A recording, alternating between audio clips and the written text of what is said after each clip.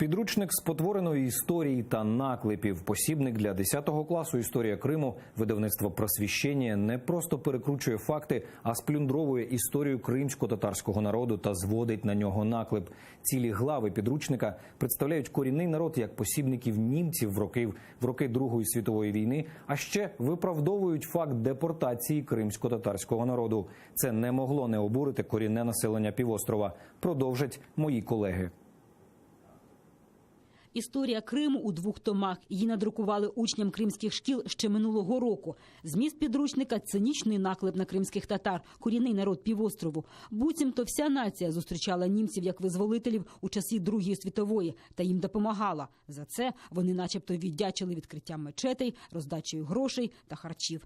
Це не могло не збурити. Кримські татари звернулись до голови окупаційного Міносвіти у Криму та правоохоронців. Предварительные заявления были поданы на имя Гончарова Натальи Георгиевны, а также, конечно же, в Центр противодействия экстремизма, ФСБ, Следственный комитет и другие контролирующие правоохранительные органы. Кримські татари вимагають визнати підручник екстремістським і вилучити його з усіх навчальних програм загальноосвітніх організацій. Він є таким, що розпалює міжнаціональну і релігійну ворожнечу. Та навіть більше. Співавтори мали на меті умисно формувати в свідомості дітей образ кримських татар як колаборантів та зрадників. Это личное оскорбление для всего нашего народа. И просто закрыть на это глаза мы морально не имеем никакого права. Эти книги не имеют права никакого на существование. Это откровенная ложь, это откровенная пропаганда, откровенное разжигание межнациональной розни. И закрывать на это глаза мы не имеем права. Російські окупанти спотворюють історії корінних народів умисно і постійно. Свідчення тому – непоодинокі подібні випадки. В 2008 году аналогичная ситуация была с учебником «История Отечества» под редакцией Рыбакова и Преображенского по поводу казанских татар, но, однако, через суд не смогла интеллигенция добиться справедливости, признать этот учебник экстремисткой, и сейчас дело находится на рассмотрении в ЕСПЧ. В 2017 году в Карачаево-Черкесской республике была подобная ситуация, мне известно об этом, мне говорили сами очевидцы. Там переписывали историю карачаевского народа.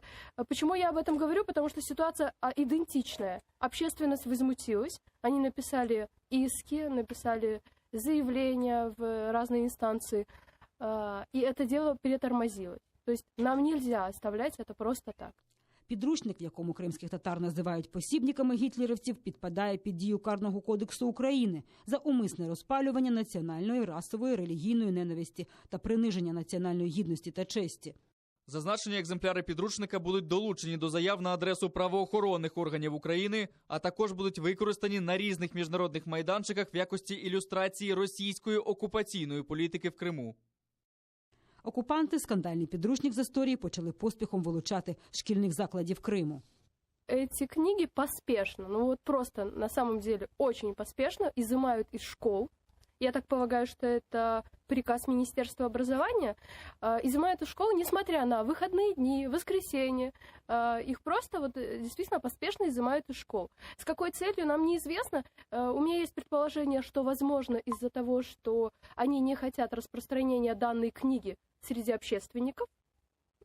Как видите, резонанс есть. Утім, до перемоги ще далеко. Те, що подібних провокацій окупанти не полишать і лише чекатимуть слушної миті. Сумніву нема. Ріана Алієва, Заман, АТР.